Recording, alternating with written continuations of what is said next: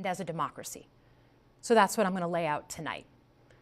Because whether you're from Wyandotte or Wichita, most Americans share three core beliefs: that the middle class is the engine of our country, that strong national security protects us from harm, and that our democracy, no matter how messy, is unparalleled and worth fighting for. Let's start with the economy. Michigan literally invented the middle class, the revolutionary idea that you could work at an auto plant and afford the car you were building. That's the American dream.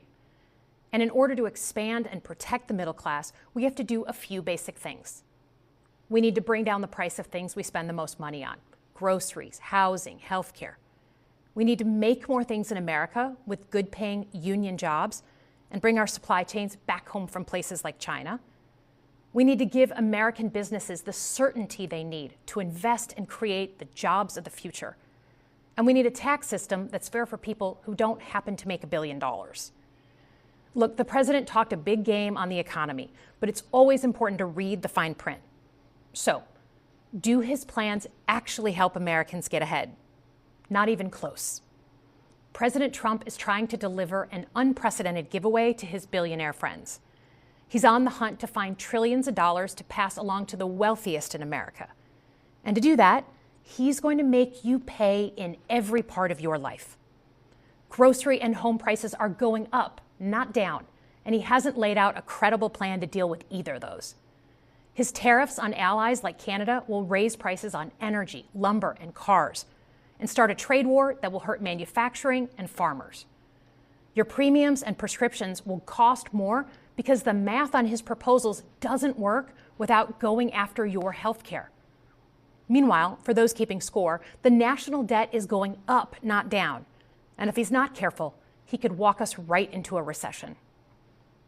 And one more thing. In order to pay for his plan, he could very well come after your retirement, the Social Security, Medicare, and VA benefits you worked your whole life to earn. The president claims he won't, but Elon Musk just called Social Security the biggest Ponzi scheme of all time.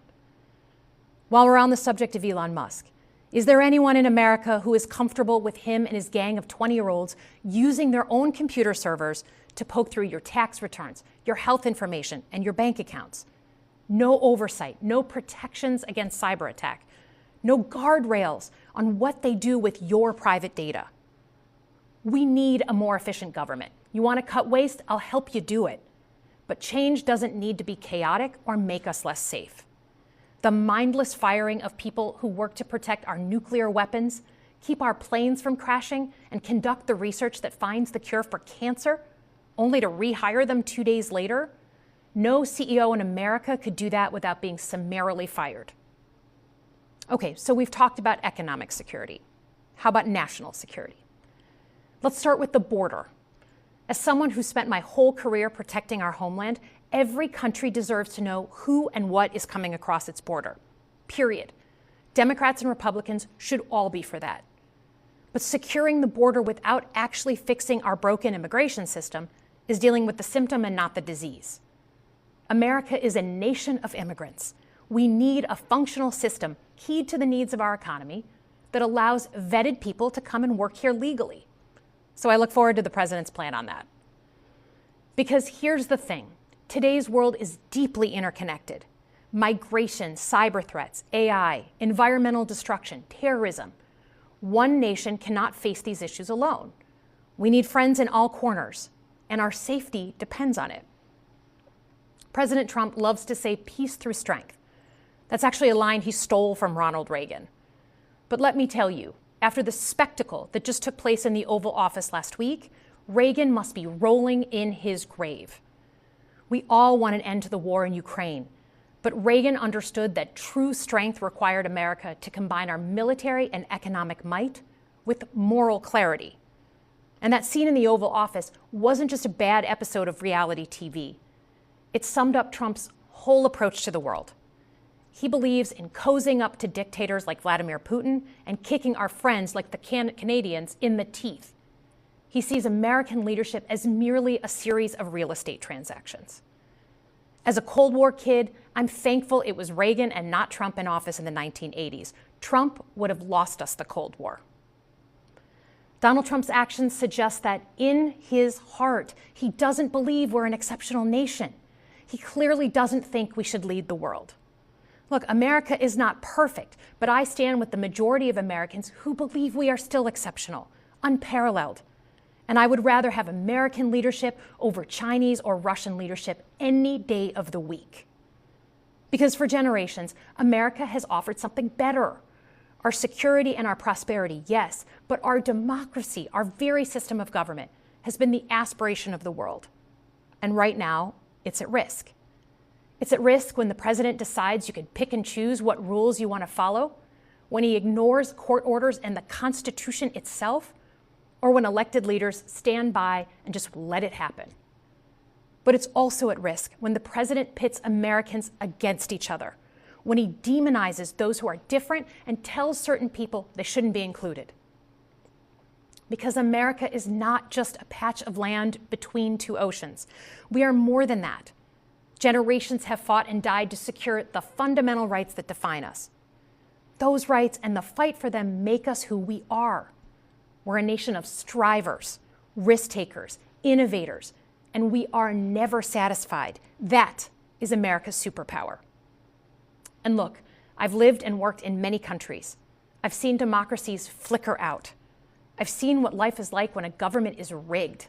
You can't open a business without paying off a corrupt official. You can't criticize the guys in charge without getting a knock at the door in the middle of the night. So as much as we need to make our government more responsive to our lives today, don't for one moment fool yourself that democracy isn't precious and worth saving. But how do we actually do that? I know a lot of you have been asking that question. First, don't tune out. It's easy to be exhausted, but America needs you now more than ever. If previous generations had not fought for this democracy, where would we be today? Second, hold your elected officials, including me, accountable. Watch how they're voting. Go to town halls and demand they take action. That's as American as apple pie. Third, organize. Pick just one issue you're passionate about and engage. And doom scrolling doesn't count. Join a group that cares about your issue and act. And if you can't find one, start one. Some of the most important movements in our history have come from the bottom up. In closing, we all know that our country is going through something right now. We're not sure what the next day is going to hold, let alone the next decade. But this isn't the first time we've experienced significant and tumultuous change as a country. I'm a student of history, and we've gone through periods of political instability before. And ultimately, we've chosen to keep changing this country for the better. But every single time, we've only gotten through those moments because of two things: engaged citizens and principled leaders. Engaged citizens who do a little bit more than they're used to doing to fight for the things that they care about, and principled leaders who are ready to receive the ball and do something about it. So thank you tonight for caring about your country. Just by watching, you qualify as engaged citizens. And I promise that I and my fellow Democrats will do everything in our power to be the principled leaders that you deserve. Good night, everyone.